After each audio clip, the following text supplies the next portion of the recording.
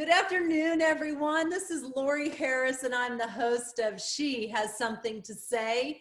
Today, I couldn't be more thrilled. I have somebody who's just supercalifragilisticexpialidocious, I promise you.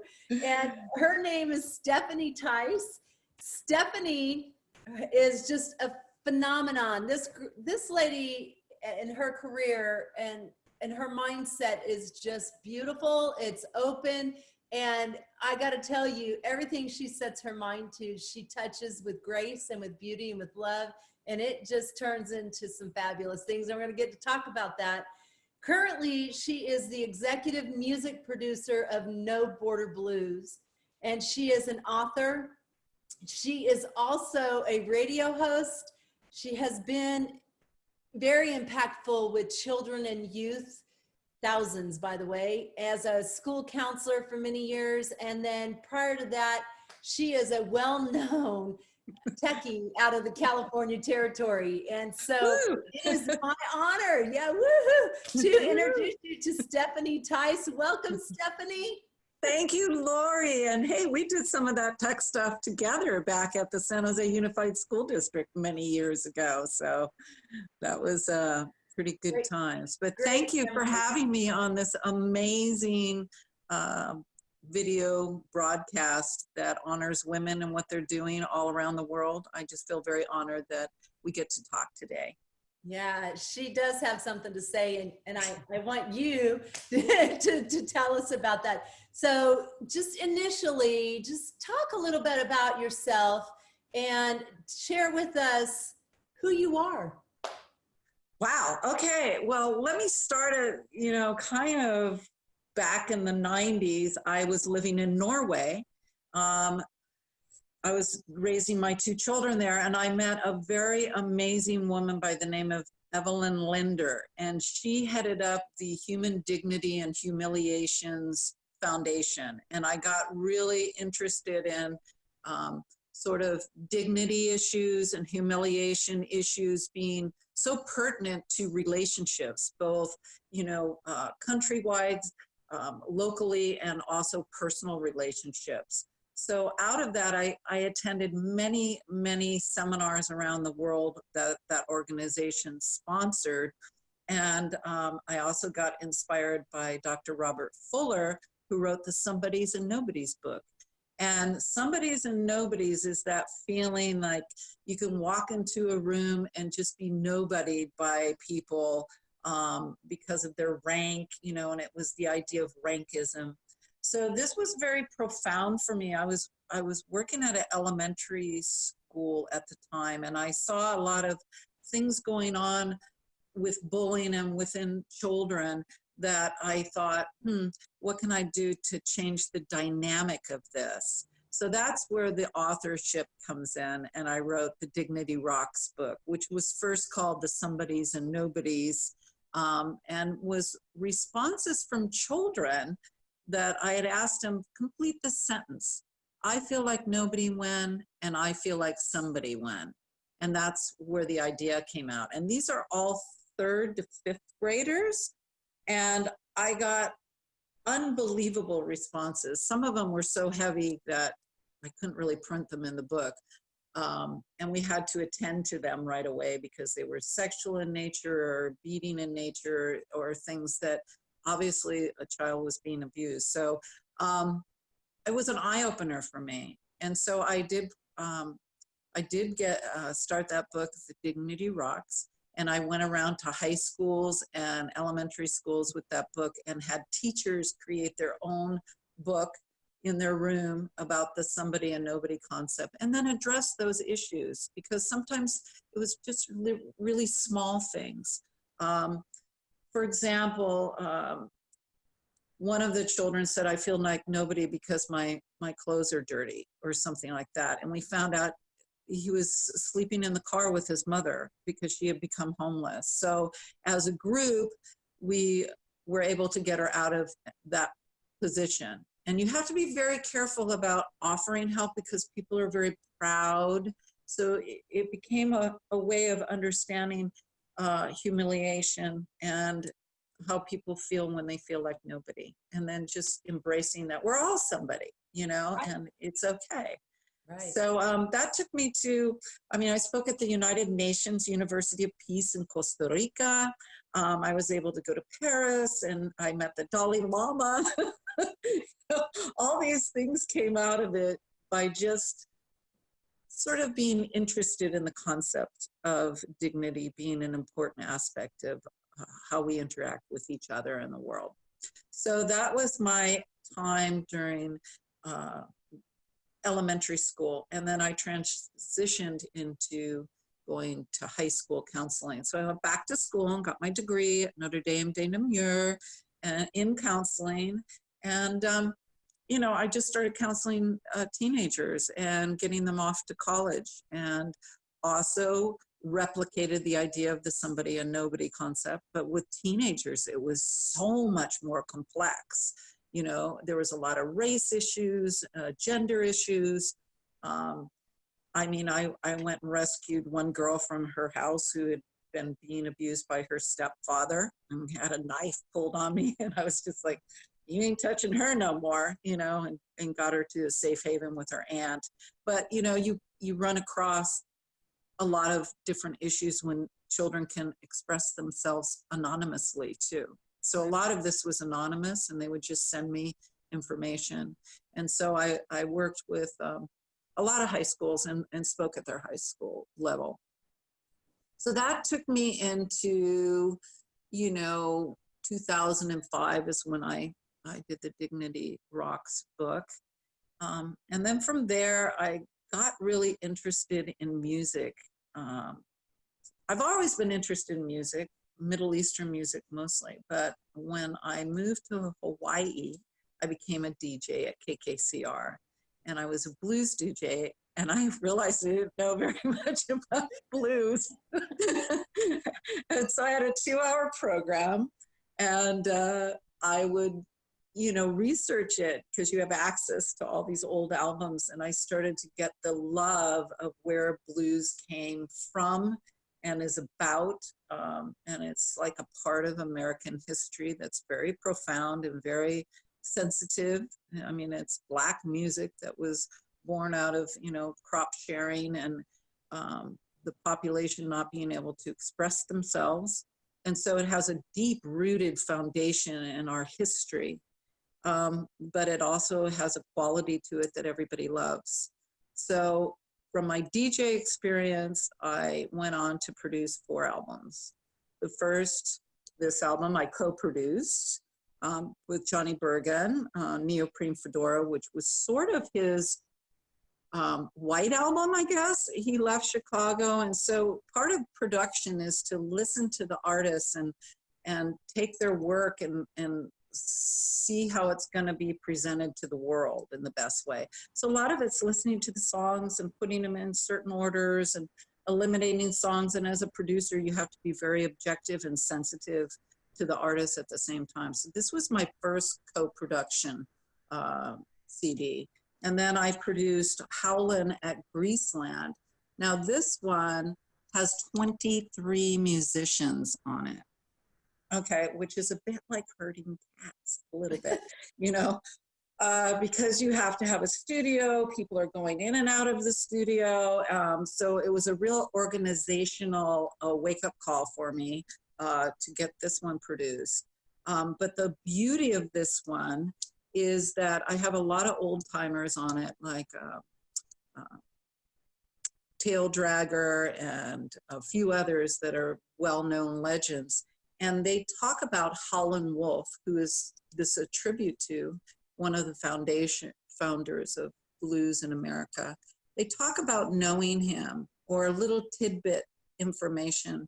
And we sandwich that in between the songs. So you'll hear Tail Dragger was named by Howlin' Wolf because he was late to rehearsal one day. And Howlin' said, you're just dragging your tail. I'm going to call you Tail Dragger. So these are pieces of information that we need to know. It's about the legends and what it's really like to be a musician and to be in the studios and things. So this one was nominated for a BMA, which is a blues music award, which is kind of like our Grammys in Memphis for best traditional blues album.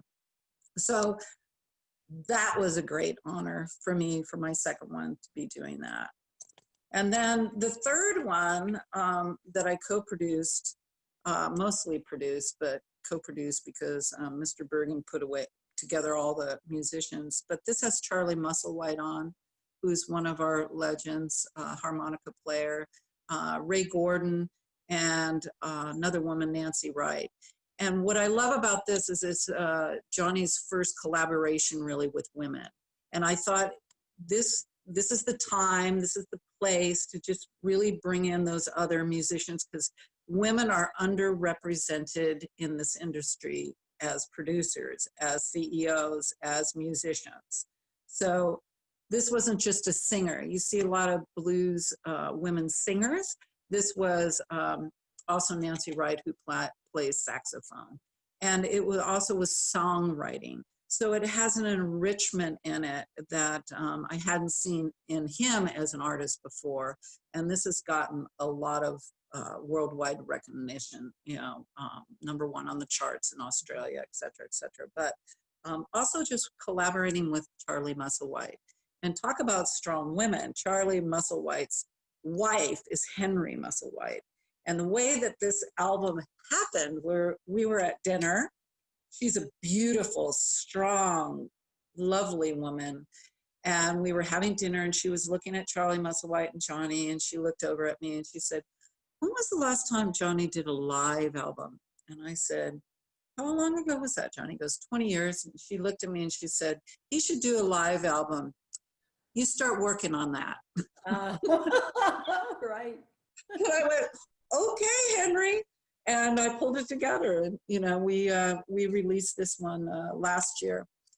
And then this one is the last one that I completely produced myself. And this is Johnny with 12 Japanese musicians that was recorded in Osaka. And it's the first of its kind collaboration of sort of the underground, fabulous Japanese musicians. And I went there in 2018 and met a lot of them. Johnny had been going there for 4 trips or so. And I said, I've got to record these people with you. And he didn't want it to be about him. He wanted it to be about them and the music and this sort of collaboration and inspiration all over the world, that people love the blues. And I was curious, as being an academic a little bit and a researcher a little bit, why do people play the blues in Osaka, Japan? And how did they get to know it? So I'm sort of doing a similar thing that you're doing, is I'm interviewing some of the women on the album and getting their history and what inspired them and why the blues and why they play it. So I have a little side project going on there. But No Border Blues has 12 musicians and 4 of them are women. So I have a woman drummer, a woman bass player, a woman guitar, and a woman keyboardist. And so there's been nothing like this in the blues community that's been recorded that has women. And so I'm very proud of Delmark Records, which is the probably most well-known record company for the blues that's based in Chicago. And their new CEO is a woman, and her name is Julia Miller.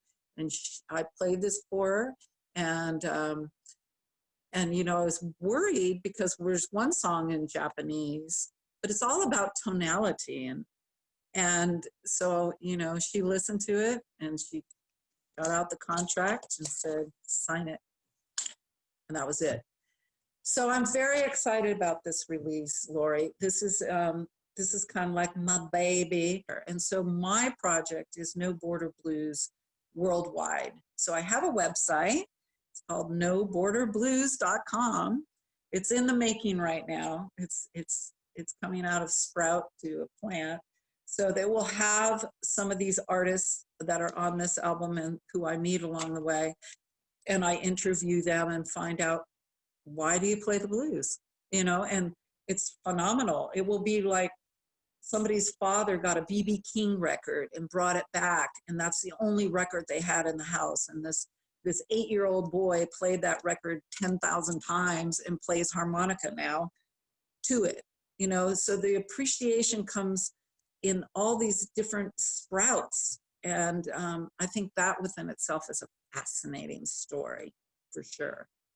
So that's kind of about who I am. I get inspired. I think I get inspired by all the different characters I meet along the way. I love to travel.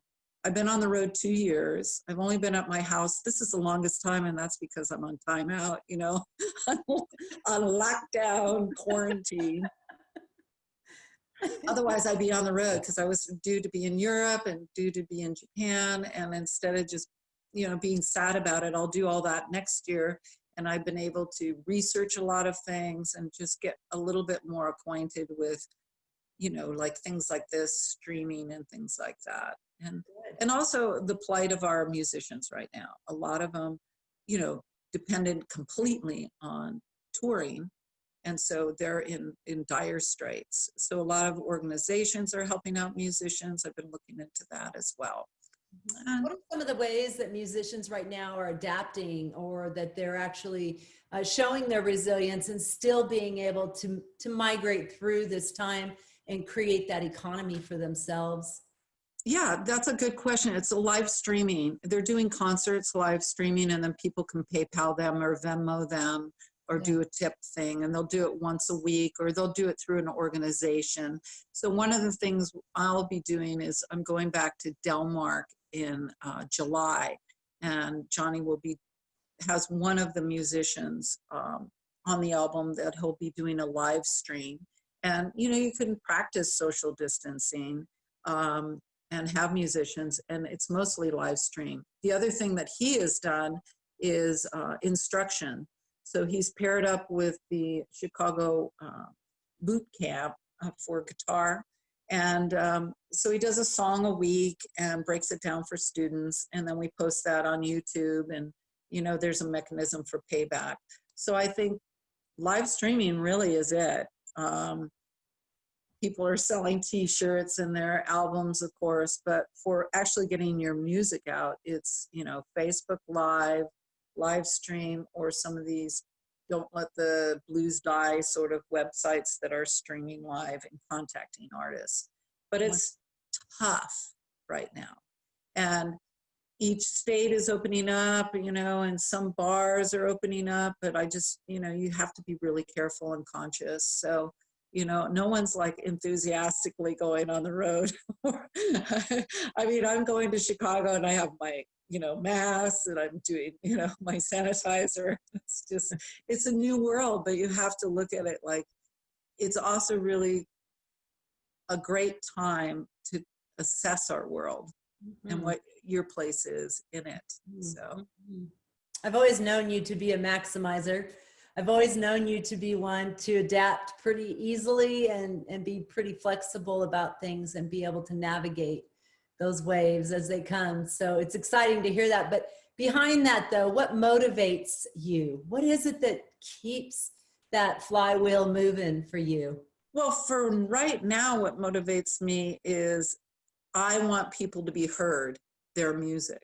And there's only so many ways you can get music to be heard, you know, outlets. So when you do bring people together and then you have this format to present to the world, the chances are more people will hear your music. So my motivation is their dedication and artistry motivates me to, you know, pull it all together, because that's what a producer does. You know, when I was there, I was hand cherry picking groups that I thought would work well together, and then depending on the expertise of Johnny, who's been in the business 30 years, saying, yeah, you know, this would be good combination.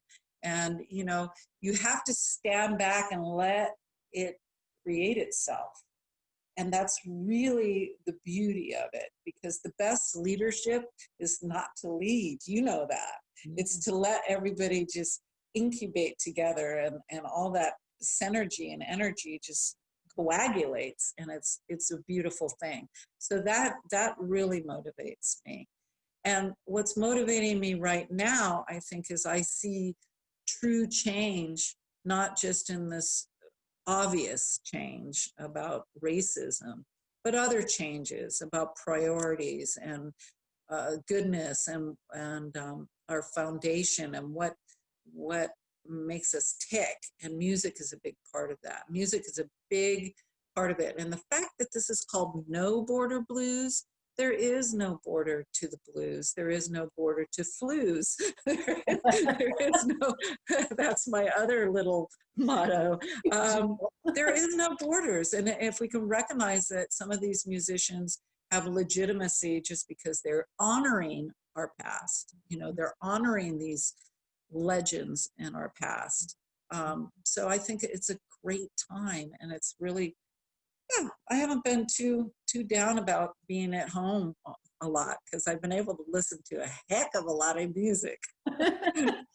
So I want you to share with our audience too some of the ways that they can connect with you, and not just your website. I'm talking about some of the shows that you produce and some of the things that you do on Facebook that allow you to connect with thousands of individuals, tens of thousands around the world, almost daily. You do a lot of this stuff, maybe daily, maybe weekly, but it is amazing the audience that you have and the impact that you're making.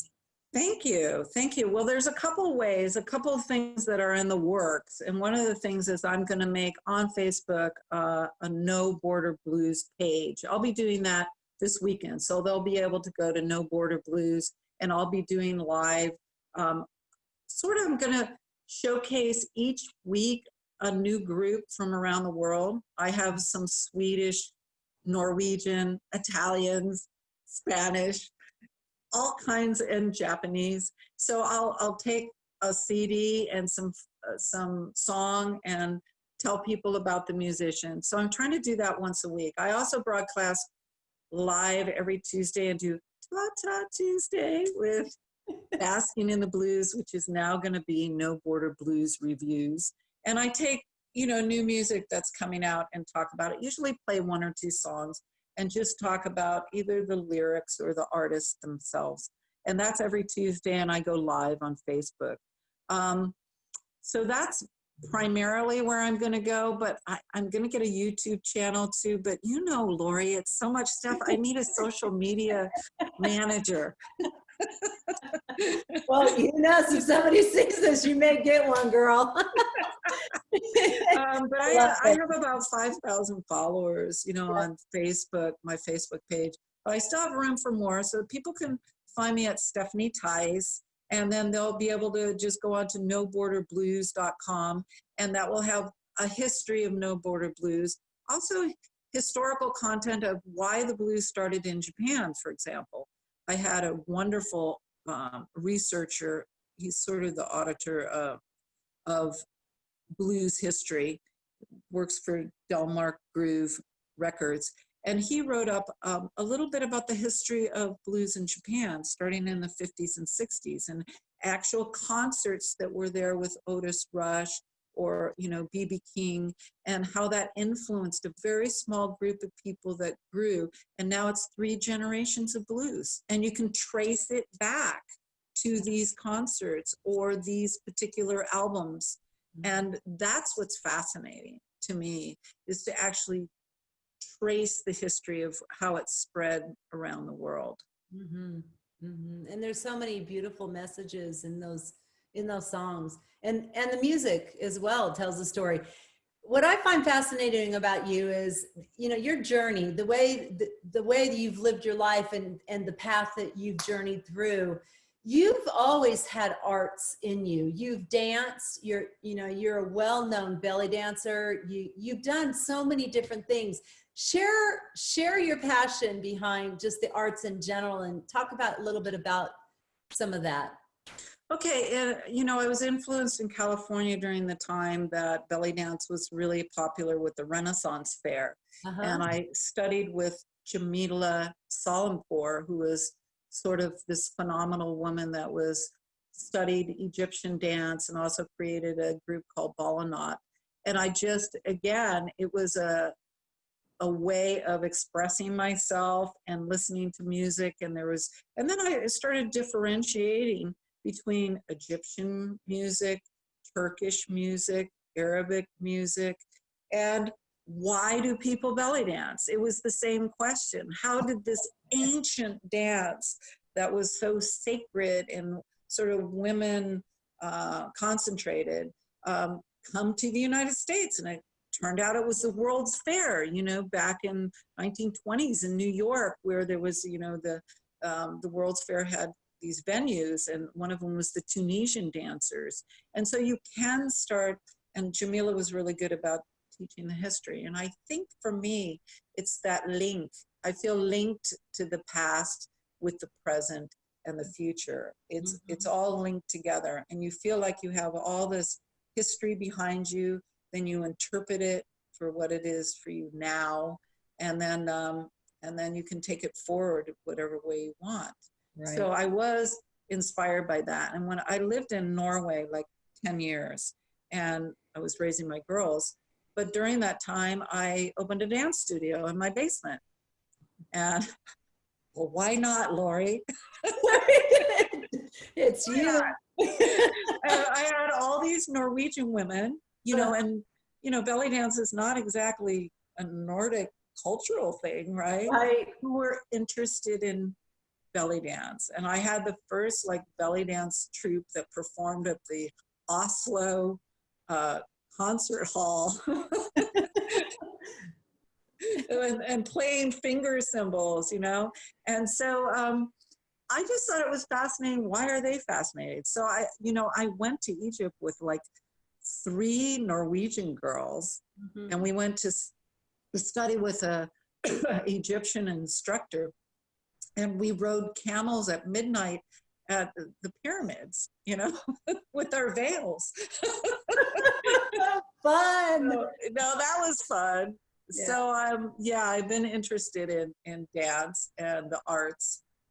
And then, the transition into writing came out of just being inspired by a woman, Evelyn Linder, who was doing so much work. She had gotten the first PhD in history on humiliation. And I thought, humiliation, what is that? So it was just that word and the concept, it was so foreign to me. And instead of being afraid of things or not wanting to understand them because you don't, I'm more of the person I don't know anything about this, so I'm going to research it. And that's the same with blues music. I just sort of got the DJ job, which, being a DJ on a tropical island, come on. That was just too fun, but it was blues. And I was like, okay, well, I'll just research this. So I had, it was 10 to midnight. The whole island was asleep. I probably had 30 listeners at that time, but who the hell cares? I was just able to go through every CD or these old LPs, and it was like a light bulb went off. And I went, this is phenomenal history. This is a foundation of our country. It comes out of misery, suffering, and hope. It's the original silver lining, because that's all they had at that time because of the magnitude of suffering and racism. The silver lining was they could do their music. And that really inspired. So I think these things that I don't understand very well, I get inspired by, and it takes me to a new plateau of research that something goes off in me. And I like No Border Blues when I went to Japan, and I just saw all these phenomenal blues artists. And if you closed your eyes, you would think you were in a club in Chicago. And I thought, man, I love this. What can I do with this? So that's it. So you've talked about Evelyn Linder as somebody who's really been kind of a heroine for you. Is there anyone else? Well, Dr. Robert Fuller yes. is a professor that wrote the Somebodies and Nobodies book and All Rise, and sort of coined the phrase about rankism, which you can kind of look up. And it's the idea that you know, rankism, we all have rank in society, but it's like when you use the power of your rank in order to nobody or humiliate other people. Mm-hmm. And so rankism as an idea, and I saw him speak in Paris, and he's the one that sort of said, well, you're in elementary school. I bet there's a lot of somebody and nobody going on there. And I said, yeah, there is. And so he said, you know, think about that. So that I went back, and that's when I just wrote on the board, I feel like nobody, I feel like somebody, and told kids to complete it in a sentence. And I worked with 3rd, 4th, and 5th graders on typewriters, on computers, and I was teaching them how to type. And so they would type it up and put it in a basket. And at the end of the year, I had a stack of these nobody, somebody statements from 3rd to 5th graders without their name. I want it to be completely anonymous. And I thought, I'll take it over at the holidays. I'll take it home. And I had this stack, and I went through it, and I was just in tears and also inspired because they were so profound and real. You know, I feel like nobody when I'm me. I feel like somebody when I'm you. You know, things like that just struck me. And I thought, oh my God, what am I going to do with this? So I remember the day I went up to Berkeley where Dr. Fuller lived, and I had all those in a binder. I put them in a nice binder, and I brought them up to him. I said, I have something I want you to see. And he said, sure, come up. So I'm in this old Victorian with this, you know, professor who's just phenomenal, you know, and I'm pretty intimidated. And I hand him the binder, and we're sitting there, and it was the longest freaking hour of my life. I had a cup of tea, you know, and he had his glasses on, like, you know, this, and he's just reading each page and turning and turning. And I'm dying. I'm thinking, oh, this was really a stupid idea. And so at the end of it, he closed the binder very slowly, took off his glasses. He turned it sideways like this, and he handed it to me, and he said, this is your life's work. Get it published. Wow. And that was it. Nice. And I did. Nice. He said, this is what it's about. If we can change it at this level, if we can recognize that we are, you know, bullying and humiliating children at such a deep level, and there's things you can do to change that scenario, then let's do it. Yes. Yes. So we did small things at recess that came up, because I took it to the principal and I said, read these. What can we do? There's some things that we can address in the school right now. And she read them, and she understood, and we made changes. We made changes at the recess. We made a very small change, but you understand this. People would come to school that were having birthday parties, and they would pass out invitations and leave out children. Right. And that was one of the things one of the kids said. I feel like nobody when I don't get invited to my classmate's birthday party. So we made a small change like that, you know, if you're going to do this and not include everyone, please don't do it, you know, and invite the children separately. Right. So that someone doesn't feel like they're not good enough to go to your party when they're in 3rd grade and they don't understand the dynamics of society, let alone that. So yeah, there was 4 or 5 things that we implemented at that level. So I could see how such small recognition of people's suffering or their discomfort, that what we can do as individuals to change that dynamic. And that was important to me, I think. Well, you're still doing that, definitely, as a producer of music and a global adventure as well, and the people that you're bringing in and connecting and infusing and sharing is quite profound. I'm curious about you. What has been maybe one, if not two, one of your life-defining moments? Well, I think becoming a mother, yes, is a defining moment, because the responsibility just is huge. I'm happy to report everybody's still alive, my children. I was was able to, you know, get them fed, get them to school and not lose them, you know, along the way. I mean, it's wonderful and it's terrifying as well, but it does give you a lot of empathy for the rest of the world and what women have to go through in war zones and those kind of places. I got very inspired by Zainab Salbi. She ran the organization that you write letters to women in other places. I went to Washington, D.C. and wrote an article about her. I heard her on the radio, and I think that was a defining moment for her. For me personally, it was right after 9/11, and she was getting on a plane and going to Afghanistan and getting supplies and things to the women in the refugee camps. And I was just like, man, you are badass.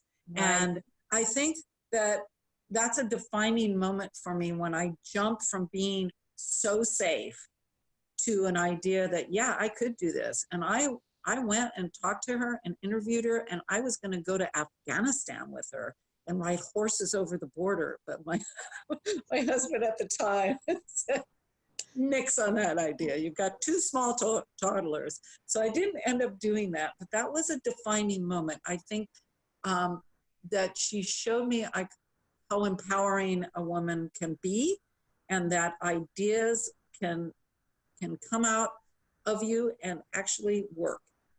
And that's what she did. She did a lot of micro loaning of women and started up things all over the world that empowered women to have better lives. We need to interview. So I think that's a really defining moment. Yeah. Is every time I meet people like that have these ideas that just spread everywhere. And I think, you know, you don't just have to be behind it. You can be in front of it. You can have your own ideas and make your own companies and make a difference in your world. And so you're leading me right into, what would you say to younger girls and younger students today? What advice would you give them? You know, I've been really struggling because, you know, I was a high school counselor, and this year a lot of the high school students didn't get to graduate, and I thought, what kind of impact is this going to have on the younger people? Because that 18 to 21-year-old age right then, and I used to encourage a lot of my students to take the first year off from college and go and travel and do a sister volunteer thing where you could volunteer places. So I would think my advice is to really embrace your own creativity in this new emerging world, because there's going to be a lot of needs in a lot of different places. And really, if you understand technologies and how to get your word out and being creative, you can make a living at it.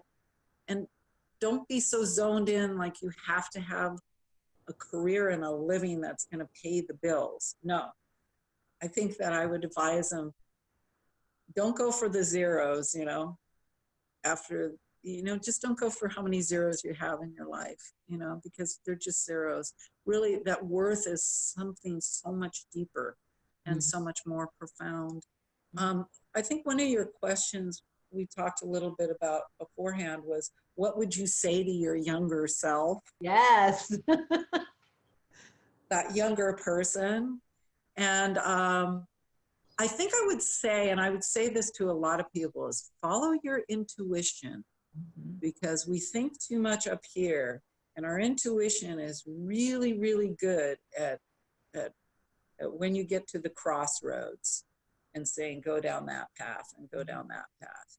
Right. And, you know, with No Border Blues, I can remember the moment in Japan that I followed my intuition.